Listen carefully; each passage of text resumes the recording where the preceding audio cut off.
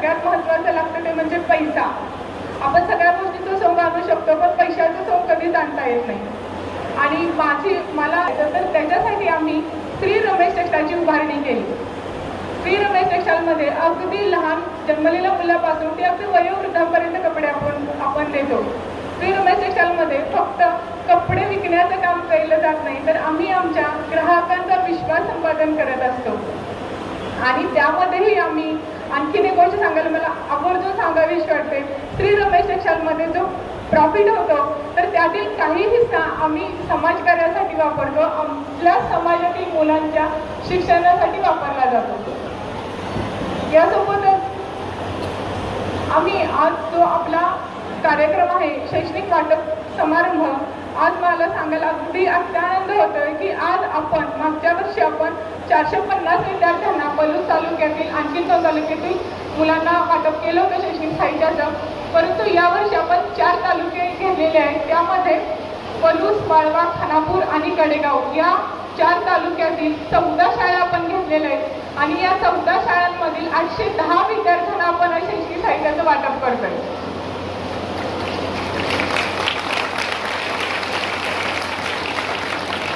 यामध्ये याचं स्वरूप असं असणार आहे, प्रत्येक विद्यार्थ्याला एक स्कूल बॅग भेटणार आहे, एक कंपास बॉक्स भेटणार आहे आणि 5वी ते 7वी पर्यंतच्या विद्यार्थ्यांना 6 वह्या भेटणार आहेत आणि तिथून पुढच्या विद्यार्थ्यांना 9 वह्या आणि अल्पोपहार असं याचं स्वरूप असणार आहे.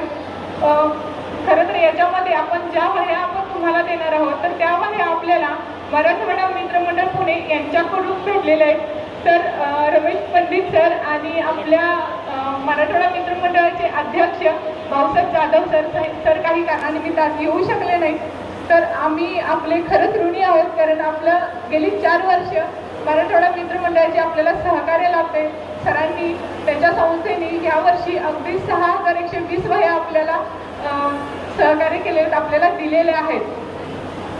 आणि जी आपल्या ज्या वह्या दिलेल्या आहेत सरांनी, प्रत्येक वेळेला सरांचं असं म्हणणं असतं की मॅडम तुम्ही जे कार्य करताय ते आम्हाला आवडते आणि आम्ही त्यामुळे तुम्हाला सहकार्य करतोय. मला एक छोटीशी गोष्ट या ठिकाणी सांगावीशी वाटते. सगळ्यात पहिल्यांदा भाऊसाहेब जाधव सर आणि माझी ओळख झाली होती. आम्ही एका पुण्याला कार्यक्रमामध्ये भेटलो होतो. पहिल्यांदा अगोदर काही ओळख नव्हती त्यांची, पण फर्स्ट टाइम आम्ही भेटलो होतो. ओळख झाली सरांची आणि माझी. सरांनी फक्त मला विचारलं मॅडम काय करता. तर त्यावेळेला मी सांगितलं सरांना की आम्ही सोशल वर्कमध्ये पण असं करतो, सगळ्या मुलांना शैक्षणिक साहित्याचे वाटप करतो. सरांनी लगेच विचारलं मॅडम आम्ही तुमच्यासाठी काय करू शकतोय का. पण त्यावेळी मी अगदी थोडक्यात मुलांना वाटप करत होते. अगदी 100-200 मुलांना आम्ही वाटप करत होतो. सुरुवातीचा काळ होता तो आमचा. आणि त्यावेळेला सरांनी विचारल्यानंतर मी सांगितलं सर आम्हाला मग तुम्ही शैक्षणिक साहित्याच्या स्वरूपात काही मदत करू शकता असाल तर ते करू शकताय.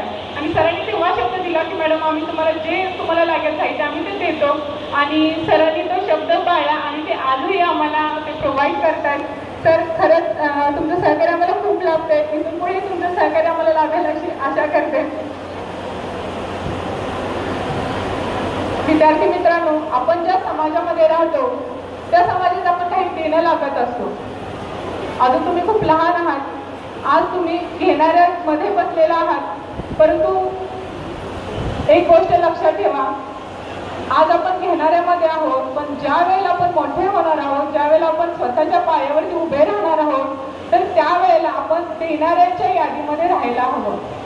आज मी शैक्षणिक साहित्य देते तुम्हाला, ते फ्री किंवा अशा गरजू व्यक्ती तुम्हाला समाजामध्ये भेटल्या तर तुम्ही सुद्धा त्यांना अशाच पद्धतीनं मदत करायला हवी.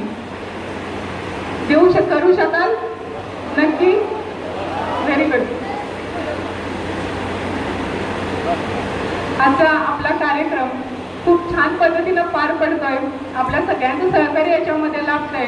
श्री रमेश टेक्सटाईल आणि चॅरिटेबल ट्रस्ट आतापर्यंत जे काम करत आले तेच कार्य वेगवेगळ्या पद्धतीनं इथून पुढेही समाजासाठी करत राहील अशी मी आपल्या सर्वांना ग्वाही देते. आणि आपण सर्व अगदी पाहुणे असतील, पत्रकार असतील, शिक्षक, मुख्याध्यापक, सर्व पालक, विद्यार्थी, आपण सर्वांनी या कार्यक्रमासाठी खूप छान सहकार्य केले. आपल्या सहकार्यामुळेच हा कार्यक्रम अगदी व्यवस्थित पुढे फार छान पद्धतीने पडत आहे. तर आपल्या सर्वांचेही खरंच खूप खूप आभारी आहे मी. Thank you so much. यानंतर आपण कुटुंब विकास कर्मचाऱ्यांच्या 2 ओळी आहेत.